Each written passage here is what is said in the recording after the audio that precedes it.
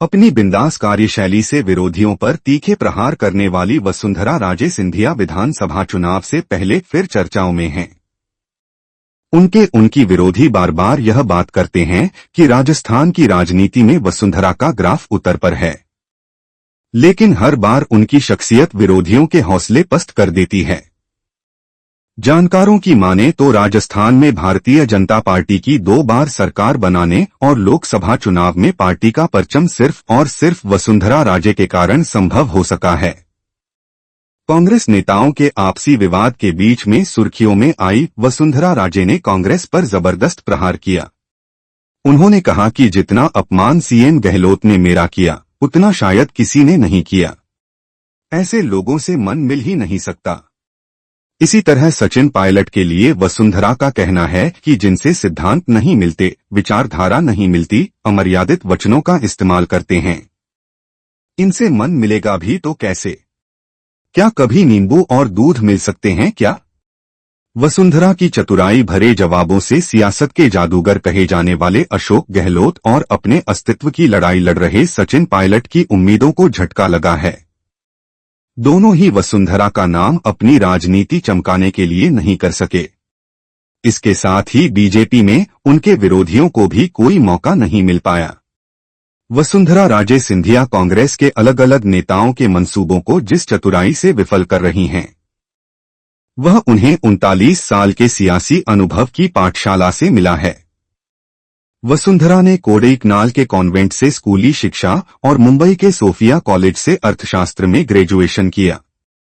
फिर राजनीति शास्त्र में पोस्ट ग्रेजुएट किया, लेकिन उन्हें राजनीति की शिक्षा अपनी मां राजमाता विजयाराजे सिंधिया से मिली, जो मध्य प्रदेश की राजनीति में जनसंघ और बीजेपी की कर्णधारों में से एक रहीं।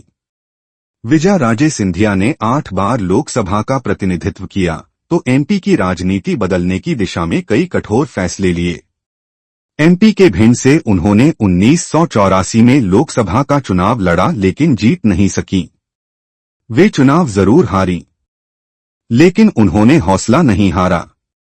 6 महीने बाद ही उन्होंने राजस्थान के धौलपुर से विधानसभा का चुनाव लड़ा और विधानसभा पहुंची वसुंधरा राजे की शख्सियत को बीजेपी ने भांप लिया और उन्हें युवा मोर्चा का उपाध्यक्ष बनाने के बाद 1987 में प्रदेश भाजपा का उपाध्यक्ष भी बना दिया। इसके बाद हुए 1989 के लोकसभा चुनाव में झालावाड़ से सांसद चुनी गईं।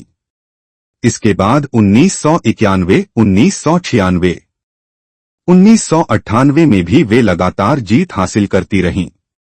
1998 से 2003 तक वे अटल बिहारी वाजपेयी की सरकार में मंत्री रहीं। हालांकि अभी उनके राजनीतिक कौशल के श्रेष्ठ परिणाम आने बाकी थे। 2003 में वे पहली बार राजस्थान भाजपा के अध्यक्ष बनी। इसी साल हुए चुनाव में 120 सीटें जीतकर उन्होंने राजस्थान में भाजपा की सरकार बनाई और पहली बार मुख्यमंत्री बनी।